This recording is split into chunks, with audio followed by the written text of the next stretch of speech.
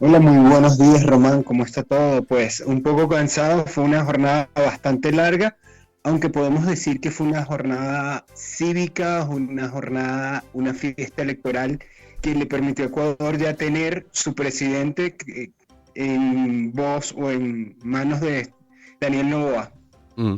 Si te pregunto, Igor, ¿quién es Daniel Noboa? ¿Cómo nos explicas que además de ser el presidente más joven de ese país con apenas 35 años, qué más lo describe? ¿Qué destacas de él? Bueno, vamos a ponerlo en contexto. Es una persona con poco tiempo en la política, apenas llegó a la política, a la Asamblea Nacional hace 2 años, cuando fue electo por la provincia de Santa Elena. Es hijo de un empresario muy exitoso, Álvaro Noboa. La familia Noboa es parte de esta fuerza empresarial que ha llevado desde ser una familia bananera, pero ha sido además, no solo es parte de una familia poderosa, sino que él mismo se ha construido, estudió en Nueva York, en la Universidad de Nueva York, es empresario de negocios y tiene su propia empresa. Aparte se convirtió, fue se me fue el cargo, pero se convirtió en uno de los gerentes de exportaciones de la naviera de la Corporación Novoa más jóvenes en la historia. O sea, es una persona que se ha trabajado y que comenzando esta campaña incluso se impuso a su papá porque su papá quiso volver a Álvaro Novoa, se lanzó en 5 ocasiones a la presidencia, no llegó, se intentó lanzar en esta, pero los dos presentaron la candidatura y el papá se retiró. Al final el papá no terminó de hacer todo lo que se requiere para presentar la candidatura y pues en este momento con el 52,11% de los votos es el nuevo presidente de Ecuador, como tú lo Mm. dices, el presidente más joven de la historia.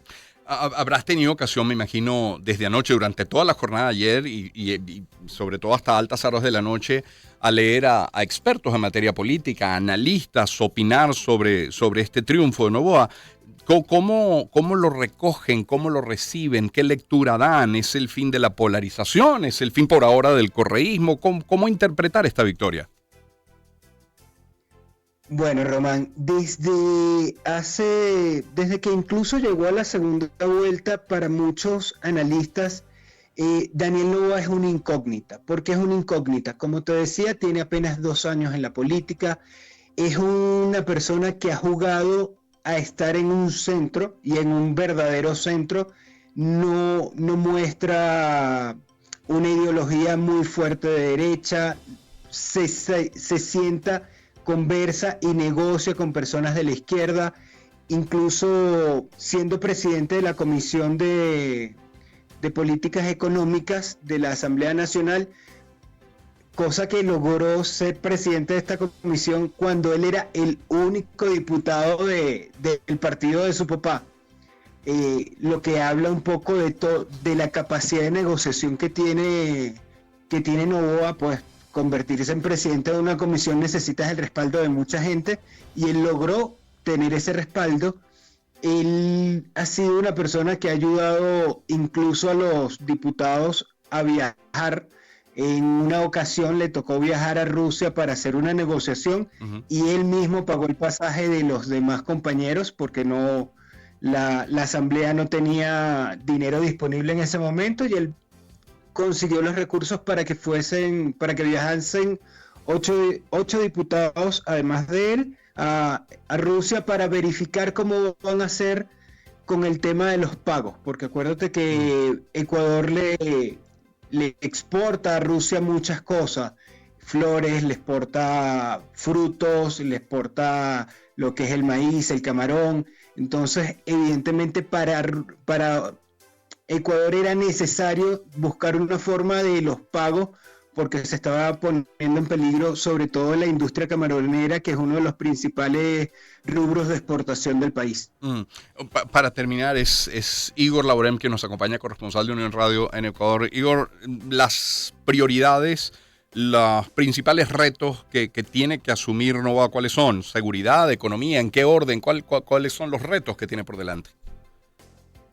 Bueno, el primer reto, porque además es la principal preocupación del ciudadano ecuatoriano, es la seguridad.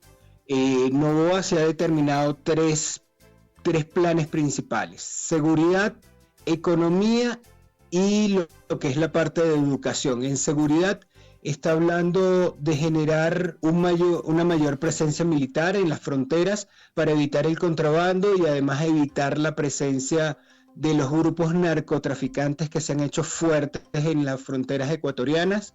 Eh, Recordemos que Ecuador está entre la mafia del narcotráfico de Colombia y lo que es el narcotráfico también en Perú, que son las fronteras norte y sur.